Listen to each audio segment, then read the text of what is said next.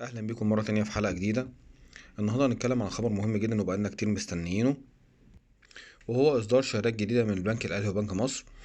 بس قبل ما اكمل الحلقه، يا ريت اللي بيشوف الحلقه اول مره سبسكرايب القناه، اشترك القناه، ولايك وشير الفيديو.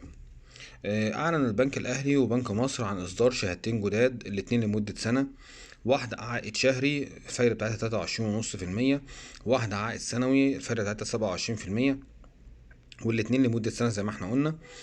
الشهادات دي هيتاح الاكتتاب عليها بكره من التطبيق، او من خلال طبعا اللي هو من خلال اللي هو التطبيقات، او من خلال تطبيقات البنك المختلفه سواء في البنك الاهلي ومصر، من يوم الجمعه الموافق 5 تمام 5 يناير 2024.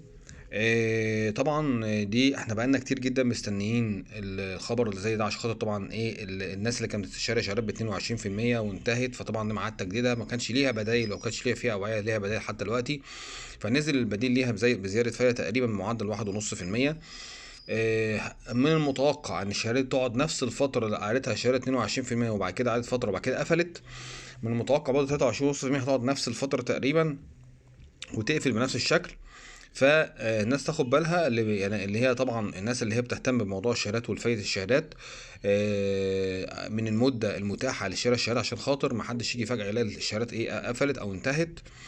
وبرضو ان الشهادات ديت عائد بتاعها كويس للناس اللي بتحب الاستثمار او بتحب العائد الفايدة الشهري، هيبقى بالنسبة لها كويس. طبعا هيعقب هذه الشهادات ارتفاع في اسعار الفايدة على القروض بنسب بسيطه، وهتبقى بنسب بسيطه مش بنسب عاليه، عشان طبعا الناس اللي عايزه تاخد قرض يعني ياخد باله ان ساعه لما يجي ياخد قرض هيبقى فيه زياده بسيطه جدا في سعر الفايده عن السعر الموجود حاليا، مش سعر جامد قوي يعني طبعا زياده الفايده مش زياده ملحوظه زي السنه اللي فاتت، اللي هي مثلا كانت الفايده مثلا كانت بحاجه مثلا ب 11 فجاه بقت ب 23 او بقت ب 19. لا، هي يعني زياده الفايده دوبك 1.5%، فدي هيعقبها زياده بسيطه في الفوائد مش كبيره قوي يعني.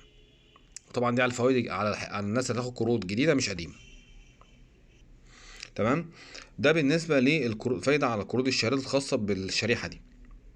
تعالوا مع بعض بقى نشوف، نحسب كده، ناخد مثال عملي. لو احنا مثلا معانا 100,000 جنيه، هنحسبها على قد الشهر هناخد كام في الشهر لو هي عائد شهري، وهنحسبها على قد ايه في السنه لو هي عائد سنوي.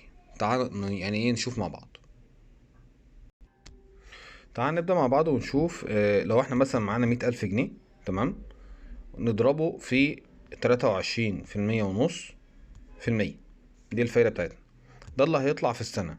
هنقسمه على 12 يطلع دلوقتي الفايدة اللي هتخشنا في شهر 1958 جنيه. ده كده لو احنا اشترينا اللي هي السنة العائد الشهري. طب تعال نشوف لو احنا معانا 100,000 جنيه ويبقى معانا طبعا في الفايدة دي 27%، تطلع الفايدة في سنة 27% مقفولة. دايما بنبه ان الشهادات اللي هي بتبقى السنة اللي هي بتبقى متجمدة كلها على بعضها، نصيحة مننا ما تكسرهاش اثناء المدة، لان تبقى طبعا كسرت اثناء المدة هتلاقي نفسك مش هتاخد ولا جنيه فايدة زي ما كان بيحصل قبل كده. وطبعا بالنسبة للشهادات التلاتة وعشرين في المية ونص، برضو كل ما الفايدة بتاعت الشهادة زادت، كل ما معدل كسر الفايدة الخسارة بتاعتها بتزيد. فطبعا ناخد بالنا من الموضوع ده كويس قوي. اللي يشتري الشهادة يكون متأكد بنسبة 100% ان هو مش هيمد ايده عليها في خلال فترة الشهادة، عشان خاطر الموضوع دلوقتي ما عادش المشكلة عندنا في ان هو عدى 6 شهور ولا ما يعديش. المشكلة كلها ان دلوقتي ان هو معدل الفايدة كسر الشهادة بقت عالي. تمام. تعال نكمل مع بعض. برضه هننبه على ان الشهادات ديت لما بتتعمل ما ينفعش ترجع بست شهور سواء دي او دي. وطبعا ان رجعت بعد 6 شهور ممكن المعدل الكسر الفايده بيبقى عباره عن 80% تقريبا من الفايده اللي خدتها. يعني انا مثلا لو انا باخد فايده في الشهر 1000 جنيه، هيخسروا حوالي 800 جنيه، وهيبقى لك 200 جنيه في قلب الحساب فوق الفايده اللي انت بتاخدها. هتيجي تقول لي بيخصموا من اصل الشهاده، ما هو بيخصم من اصل الشهاده على اساس ان حضرتك خدت الفايده في الحساب. لو الفايده موجوده مش هتحس بخساره، بس هتلاقي في فايده بسيطه اللي موجوده على الحساب، مع مراعاة ان حاليا لازم ناخد بالنا ان بعض البنوك زي البنك الاهلي زود مصاريف الحساب. بقت عنده مصاريفه بقت كتيره، ممكن توصل حوالي مثلا 350 جنيه في السنه، او مثلا ازيد من كده.